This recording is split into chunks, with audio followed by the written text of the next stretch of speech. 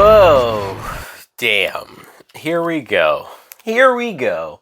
I just got done reviewing Gotham Knights, the first episode of that horrible shitfest of a show last night. And the very next day, you're going to have me watch The Flash. I don't know if I can do this, guys. I don't know if I can do this back to back. This is season 9, the final season, mind you, of The Flash, episode 6, called The Good, the Bad, and the Lucky. And if this was last week, or if Gotham Knights didn't exist, I probably would be a lot more harsh on this episode. Don't worry, I did not like it.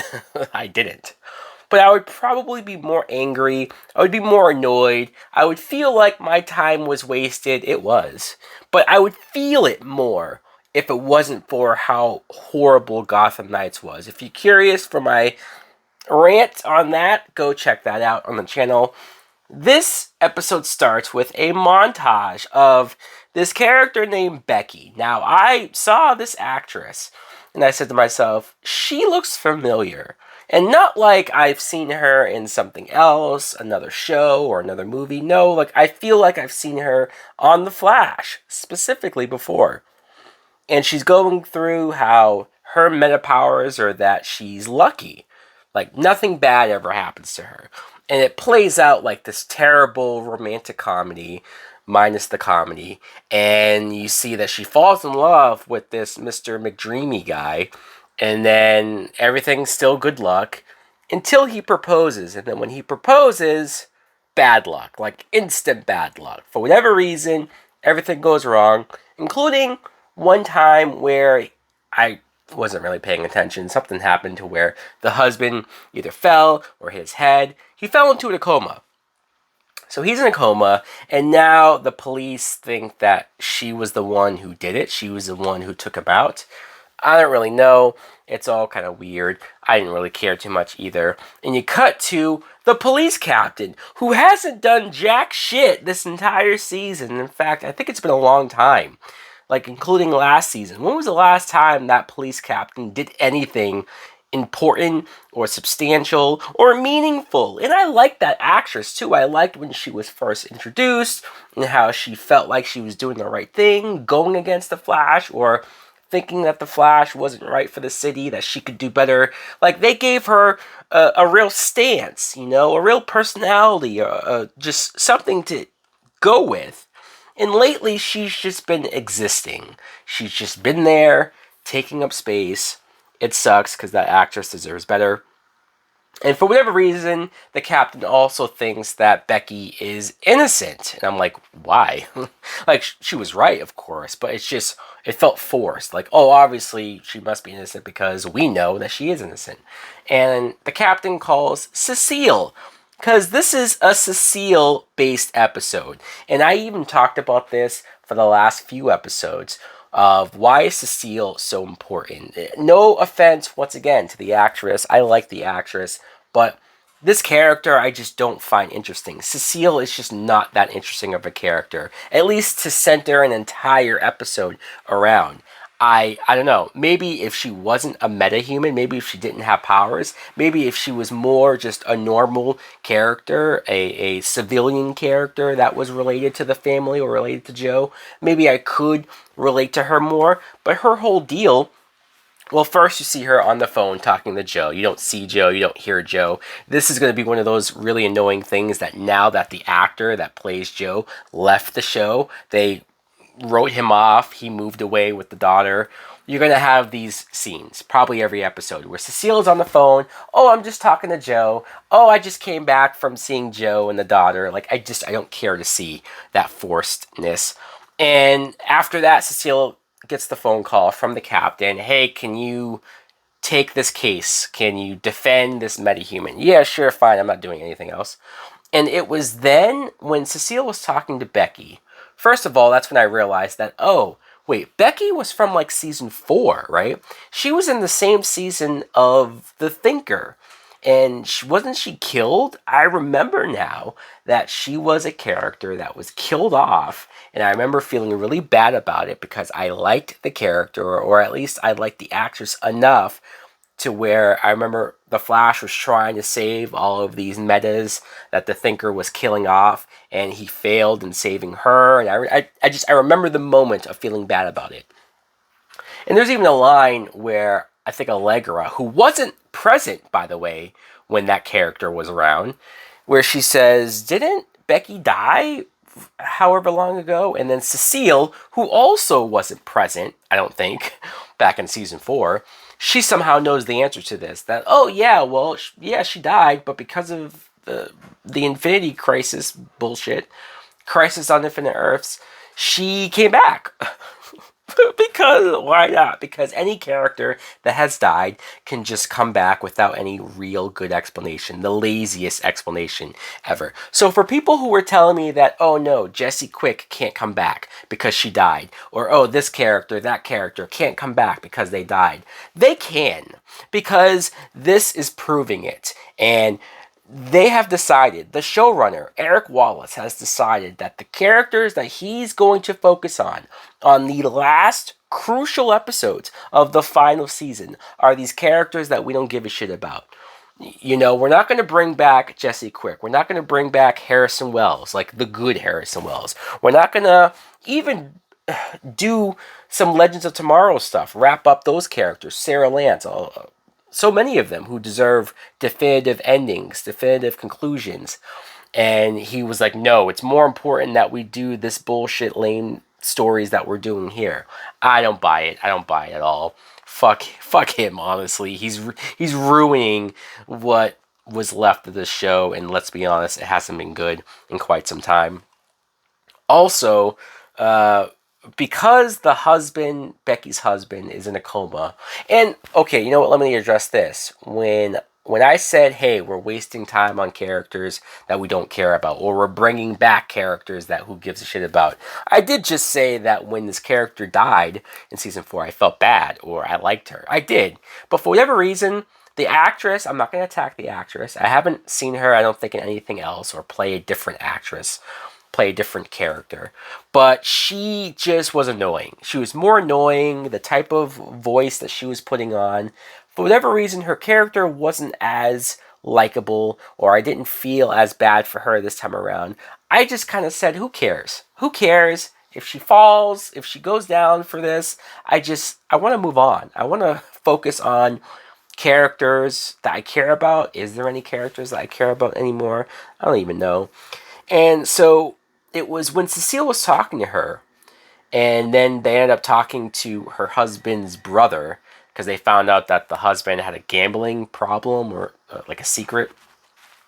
It was this time where I realized that Cecile, she can't read minds. She can't read your thoughts. That's what I thought she could do. No, she's just able to read your emotions. So she can tell if you're holding something back. She can tell that if a subject comes up, it makes you nervous or it makes you feel a certain way. But she can't actually tell exactly what you think. And I just thought to myself, what a lame ability. Her ability is even lamer than I thought originally, when I thought, okay, she can read minds. I guess that's kind of cool. It just feels pointless in a team like this. But when I see that, no, she's just able to read your emotions, what the fuck? What are we doing with this whole case? Why are we spending so much time with this? These bad guys show up because they're there to collect the money that the husband owes, and then just, who cares? Who cares about any of this? Becky gets kidnapped. Again, who cares? Cecile has the scene where she breaks down, she gets sad because her powers also aren't working, or she can't control them. Dumb stuff starts happening with her powers, and Allegra talks to her, and come to find out, Cecile has been sleeping in her office. She can't sleep in that big-ass house that they have because she's sad that Joe and her daughter are gone, and I said to myself, okay. When Joe first said that, hey, we're going to leave. I'm going to take the daughter. We're going to leave. You can see us on the weekends. You can stay here and be a hero. Cecile loved it. She was happy. She was smiling. And she was giddy. I almost felt like, man, you don't care about your husband and daughter at all. Now she's sad. Look, am I glad that she's showing emotion about missing them and having a real thought that would make sense? Sure, but kind of too late. It's kind of forced now because you were okay with it before, and now I get it. Oh, she didn't realize how much she would miss them when they left. Sure, fine. But talk to Joe about it. Like you were just talking to Joe on the phone. Talk to him. You're an adult. A lot of these characters are adults, but they act like high school teenagers. And so Allegra tries to cheer her up. I don't even really know what she says about that. They go to save Becky. They somehow Chester figures out that it's the engagement ring that Becky had. That was what was taking away her lucky powers. So they figure out to take the ring away, and now she's lucky again, and they're able to just take out the bad guys. Again, I was so mentally checked out. I was half paying attention to all of that bullshit. But hey, here's some good news. Chester and Allegra are a couple now. Yay! They're kissing and they're making out and they're all happy. They were building up those two characters on the will they, won't they get together. In fact, Allegra was like, oh yeah, I'm going to kiss you. I'm going to let you know that I like you. But because of all the Red Death Batwoman stuff going on, we can't talk about this. We can't talk about our feelings. We can't talk about the relationship. Huh? And then by the time that she finally does want to talk about it, Chester pulls the whole, well, we can't talk about it because all the stuff going on with Keon. Fake Caitlin. Yes, Keon. All of that going on. So I'm sorry. Now I don't want to talk about the relationship. Oh my God. Who cares about you two random side characters that have done really nothing on the show? So now they're together. Whoopity-doo. How many times does Cecile or another character have to say, you guys are so cute? I just don't give a fuck. And Keon is, I guess, realizing she has powers. She was able to sense that Iris was pregnant. And also she mentioned something about spring coming early. I don't know. Whatever it is, Mark is trying to help Keon, the worst name ever, figure out her powers, control her powers. Come to find out that I guess Keon doesn't really have powers. They find out at the end of the episode that she's not a metahuman like Killer Frost, but she's also not human like Caitlin. They even end the episode on a cliffhanger where Keon says, well, then what am I? Dun, dun, dun, dun, dun, dun, dun, dun. Like, who cares? That's really the cliffhanger that you're hanging everything on? Like, oh my God, how are we going to figure this out? What's the news? What's this impact on Keon and whatever species she is? Who gives a shit? Who gives a fuck? So, you come to the end after they save Becky.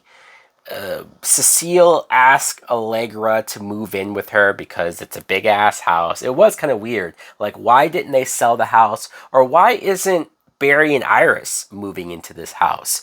Right? It's kind of weird because they were raised together as brother and sister in the house and now they're married. So imagine them fucking in the same childhood home that they grew up in. Yeah, I guess that doesn't work out well. But it's just weird. Allegra is now just going to live with Cecile. Were they even all that close? Are they really that close of friends? I don't know. Fine, whatever. They figured something out. Barry and Iris, the two characters that I care the most about in this show, they were gone for the majority of it. They just took off, went on a vacation. I don't really even know where they went. But they came back at the end, and everyone threw a baby shower for them. Yay! Hooray! A baby shower. Fuck, what a big fat waste of time this episode was. I know I said I probably wasn't going to be too harsh on it because of how bad Gotham Knights was, but actually, yeah, I was pretty harsh because this is a bad episode. This is a bad season.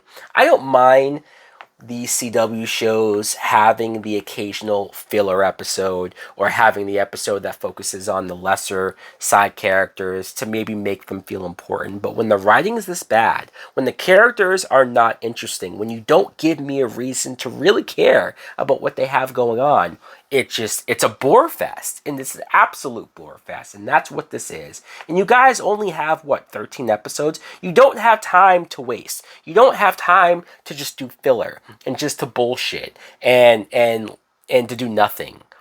What are we going to do now for our main villain? Who's the main villain for the rest of the season? Do we even know? Do we give a shit? Is Reverse Flash going to come back? Yay, can't wait. Anyways, guys, let me know in the comments below what did you think of this bullshit episode of The Flash and how much worse this season continues to be. Thanks for watching. Like, comment, subscribe. Later. Oh yeah, today I feel Super Bowl. Feel it in your mind, you lose control. Feel it in your breast, and you super soul. I don't say it.